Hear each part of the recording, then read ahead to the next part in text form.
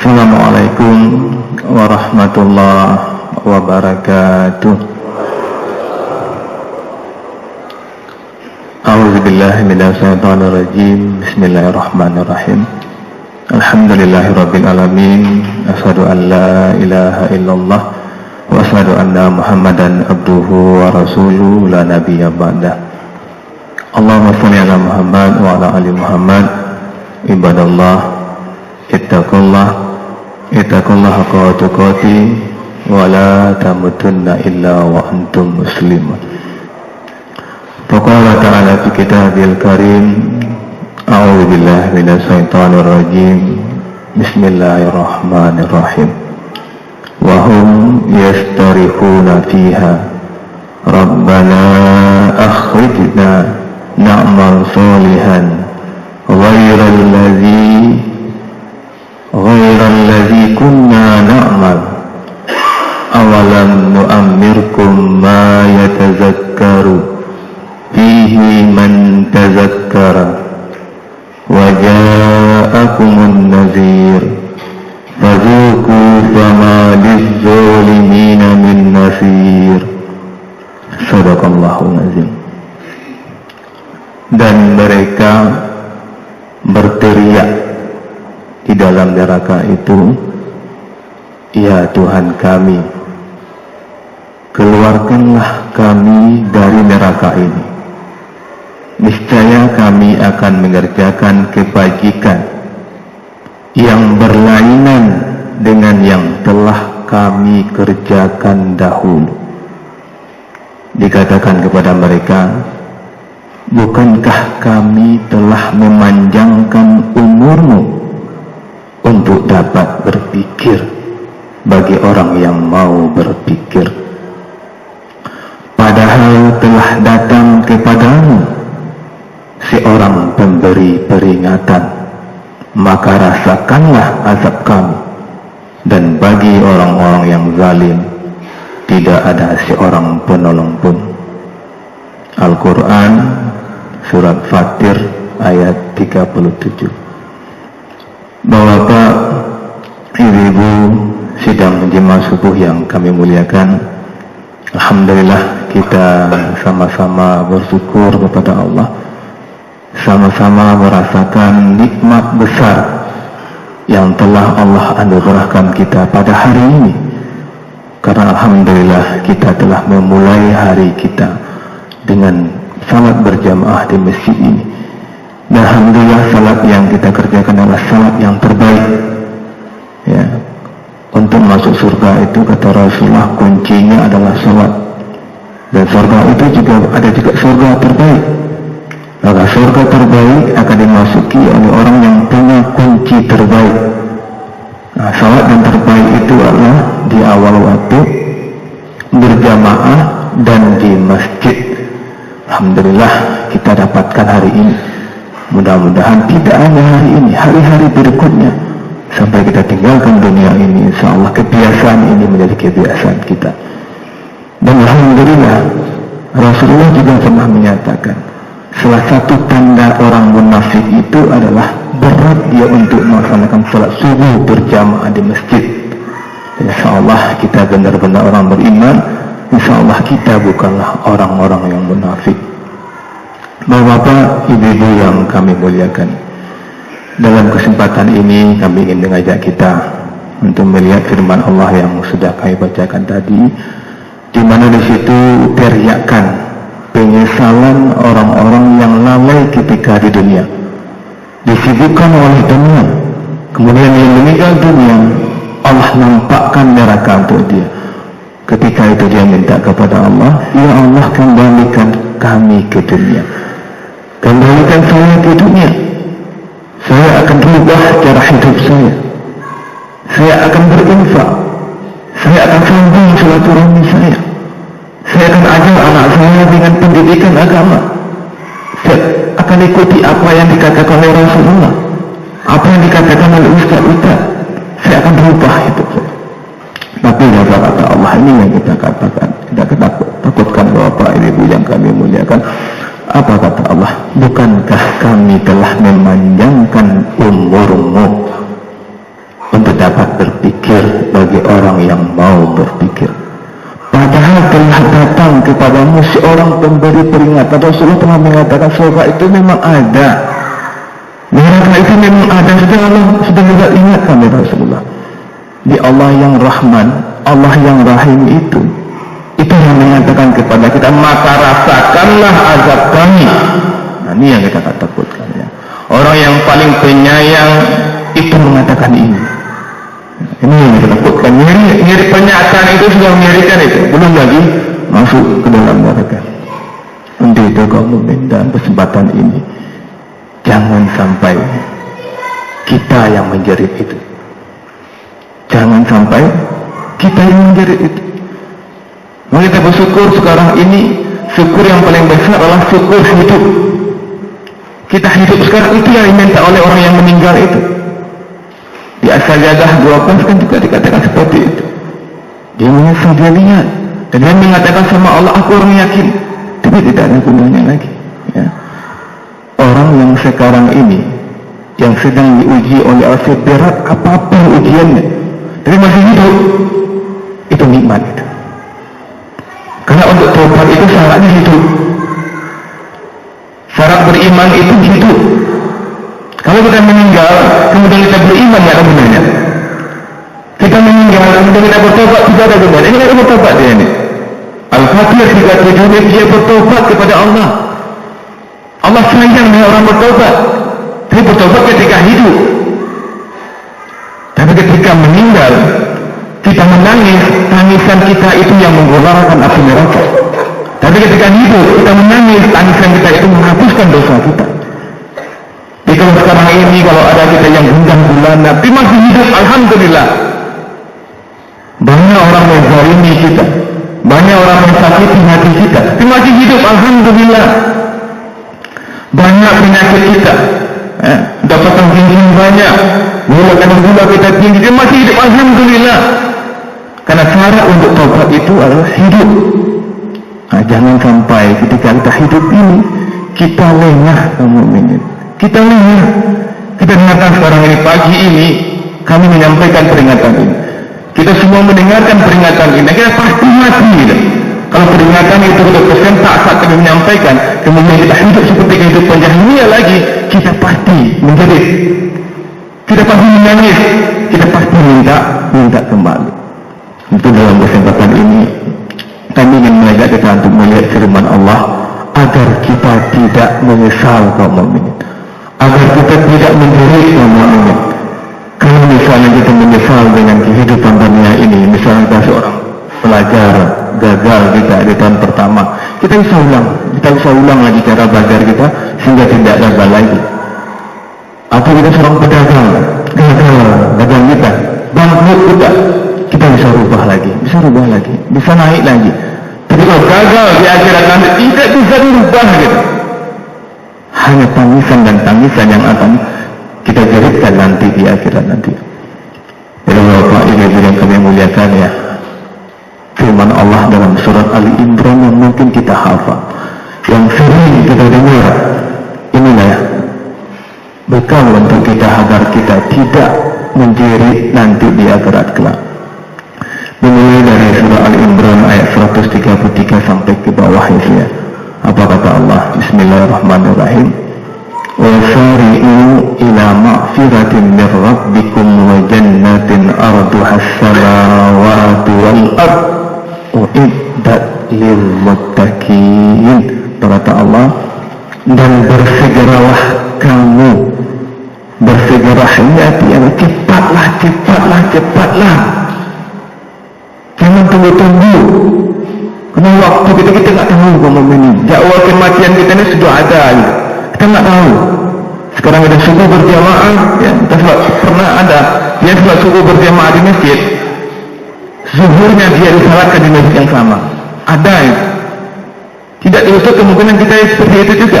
Maka Allah mengatakan surah ini wasari'u, yang bersegeralah kamu. Untuk apa? Untuk mencari ampunan dari Tuhanmu. Ya, untuk mencari ampunan dari Tuhanmu, untuk mendapatkan surganya yang luasnya seluas langit dan bumi. yang disediakan bagi orang bertakwa, yang tidak akan menyesal nanti, yang tidak akan menjerit nanti adalah orang yang bertakwa.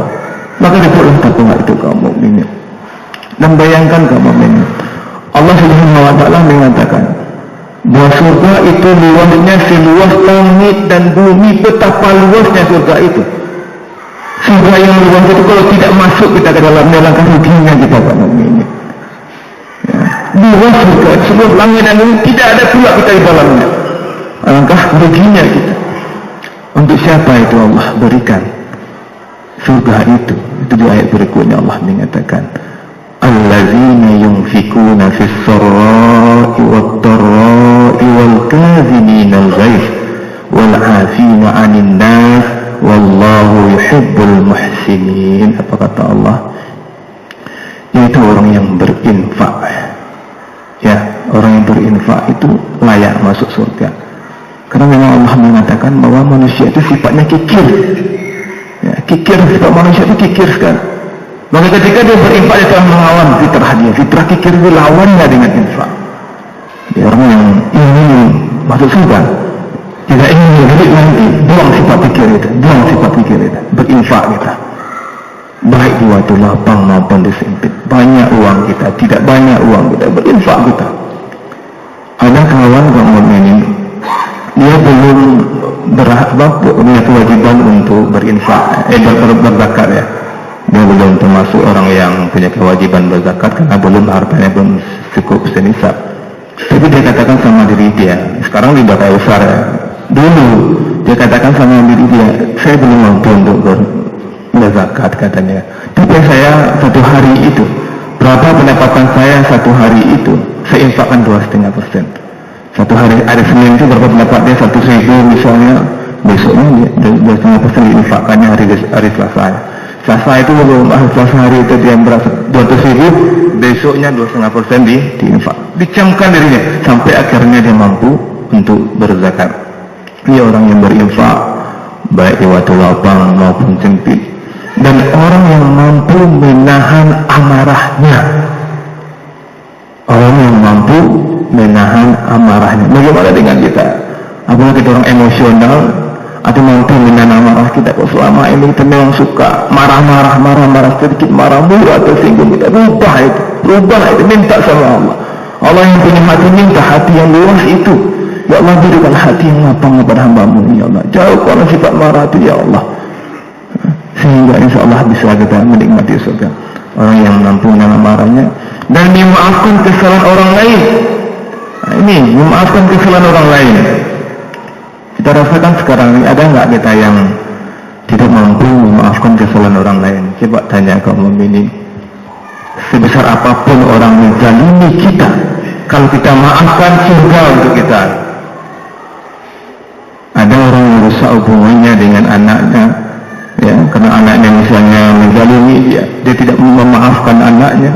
Ada ibu yang mengatakan tidak merelakan air susu, luar biasa, dia relakan surga untuk dia gitu. Walaupun jahat anaknya dia relakan, dia ikhlaskan, dia maafkan, surga untuk dia gitu. Ada saudara kandung rusak hubungan, adik rusak hubungan dengan kakak karena kakak mengambil hartanya, pembagian harta yang tidak adil, ya, sehingga adik dia ambil haknya sama kakaknya. Adik terus enggak mau bersapaan dengan kakaknya. Padahal kalau adik itu memaafkan kakak, surga itu keindahannya tidak bisa dibayangkan gitu. Berkapleng-kapleng pun harta tanah kita diambil oleh saudara kita maafkan, Allah ganti gitu. Nah, maka coba rasakan sekarang ini kaum, ada nggak kita yang tidak mau memaafkan saudara kita? Kalau ada, ya, kita nggak tahu zuhur ini apakah kita masih hidup apa belum. Telepon ya, telepon, walaupun dia yang salah, kita minta maaf aja. Maafkan, kita selama yang tidak berhubungan, kita berhubungan lagi. Ya. Harus kita buang ego kita itu. Kenapa? Surga. Kita mau merebut surga, gitu. Kita tidak mau menjadi nanti. Ada orang yang rusak hubungan sesama tetangga, tidak sering sapa menyapa. Ya. Jelas ini bukan orang surga. Ya. Ada dikisahkan kaum mukminin. Dikisahkan ada dua orang bertetangga, ya. Dua orang bertetangga. Yang satu tetangga ini kerjanya sebagai pemburu, maka dia punya anjing pemburu banyak di rumah dia. Tetangga yang satu lagi ini dia peternak domba. Setiap hari ya, berulang-ulang ya, anjing pemburu ini bermain di tempat tetangga yang sebelah yang peternak domba ini, sehingga terganggulah peternak domba. Sering dinasihati, disampaikan kepada tetangga itu, yang tetangga ini sepertinya tidak mau tahu, dibiarkannya anjingnya bermain di sebelah sehingga merusak, mengganggu domba yang ada di tempat tetangga.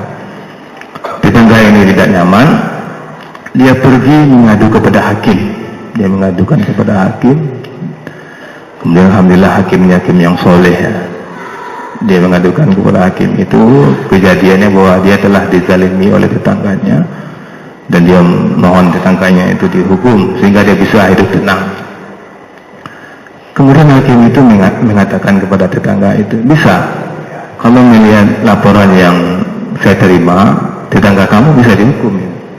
Karena memang jelas anjingnya pergi ke tempat kamu sehingga mengganggu kenyamanan kamu. Itu ada pasal-pasalnya untuk menjerat dia dengan hukuman. Kalau saya putuskan menghukum tetangga kamu, pasti dia akan tambah benci dengan kamu. Pasti dia akan memusuhi kamu. Sementara dia masih bertetangga dengan kamu. Apakah kamu mau bertetangga dengan musuh? Kata hakim ini kepada peternak domba.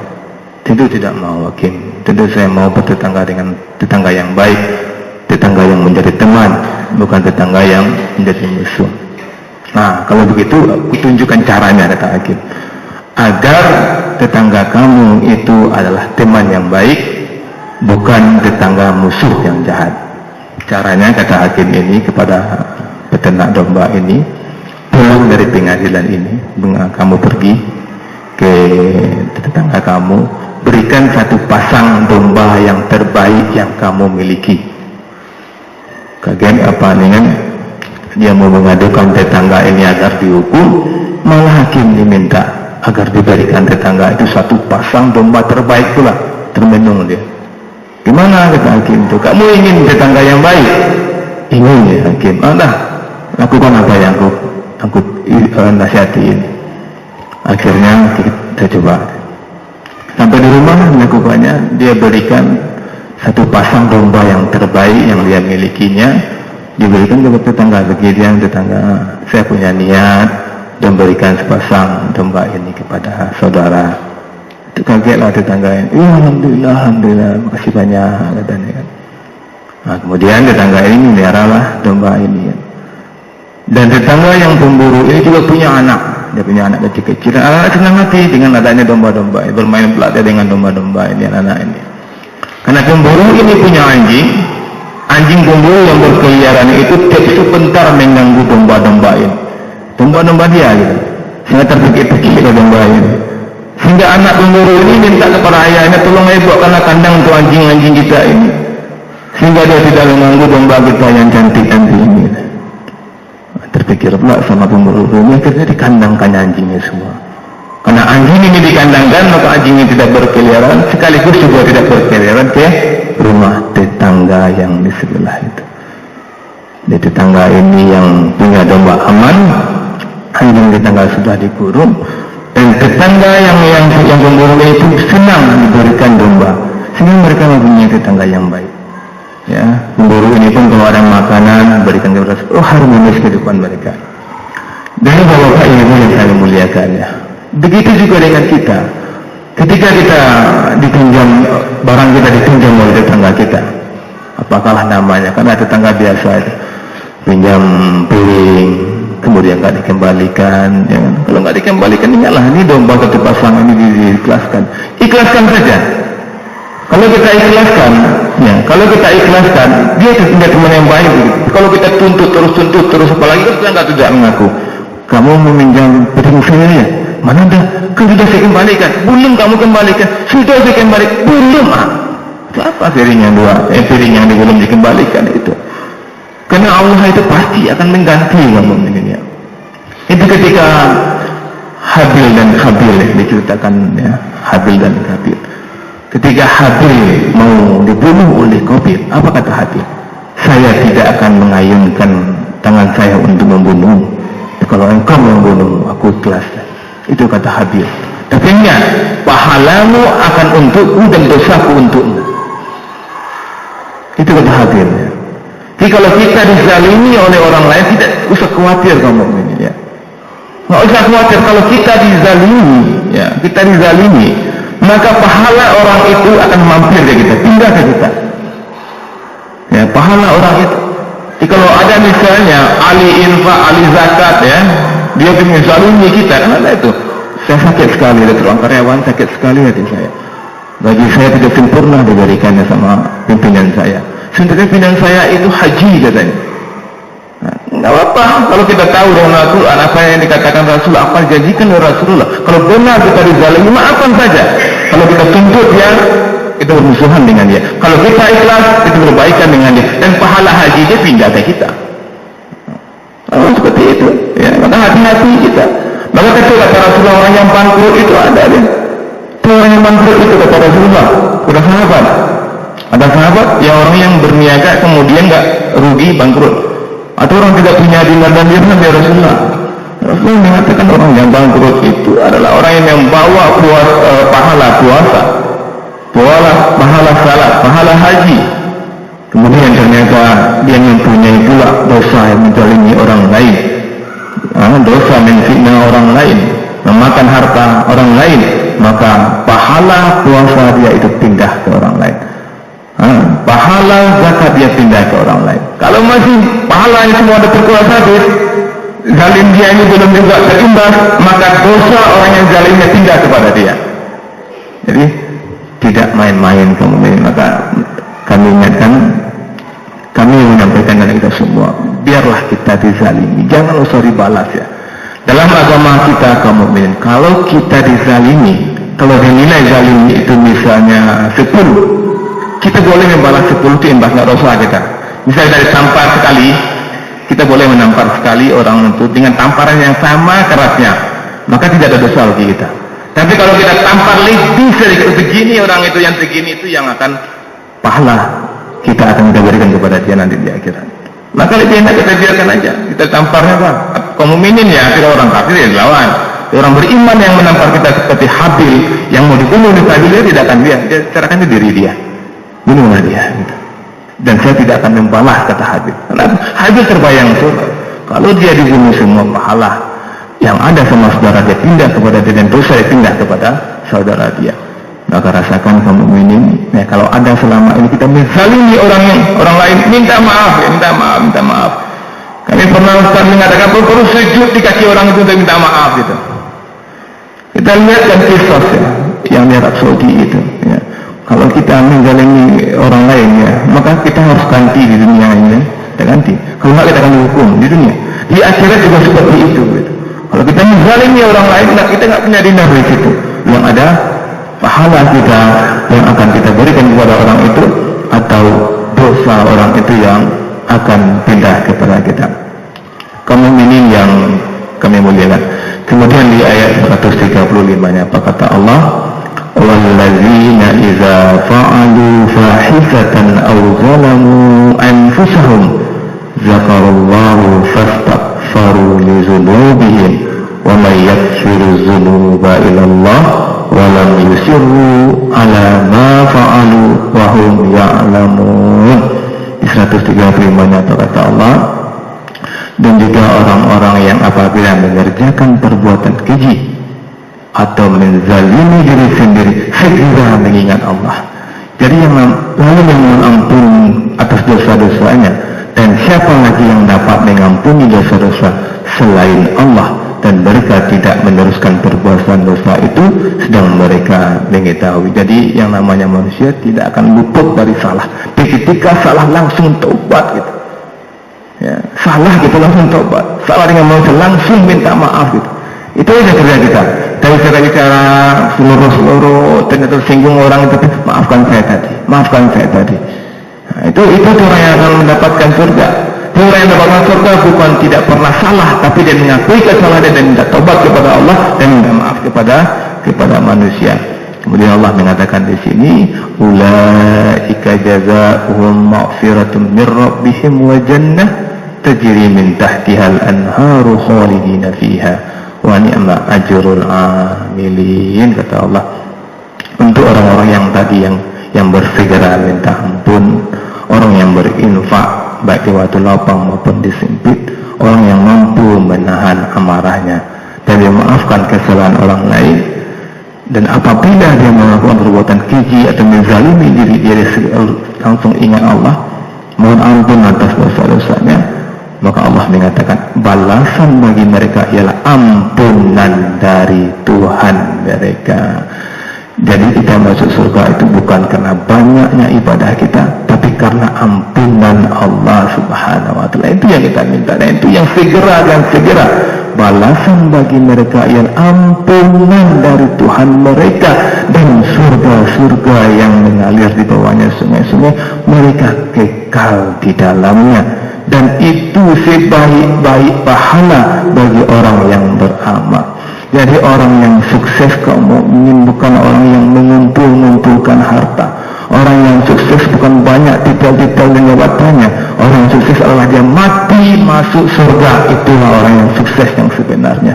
Orang tua yang sukses adalah yang mampu mendidik anaknya sehingga anaknya mati nanti anaknya masuk surga dan dia berkumpul bersama anak-anaknya di surga. Mudah-mudahan kami yang menyampaikan dan kita semua benar-benar berkumpul nanti di surga. Amin ya Allah, amin ya Rabbal Alamin. Bapak ibu-ibu yang kami muliakan, mungkin itulah kajian kita pada pagi ini, dan kami alhamdulillah mendapatkan berkah akabah ya. Pak hari kami di sini alhamdulillah bersama Kakanda Abdul Rahim. Insyaallah selepas subuh ini kami akan kembali ke Padang dengan jalan darat. Kami doakan ya keluarga kita di sini, jemaah Masjid Akbar, masjid jemaah yang istiqomah. Jemaah adalah jemaah ahli surga, dan doakan pula kami selamat sampai ke Padang Sumatera Barat. Itu saja, bila dari wahdaya. Assalamualaikum warahmatullahi wabarakatuh.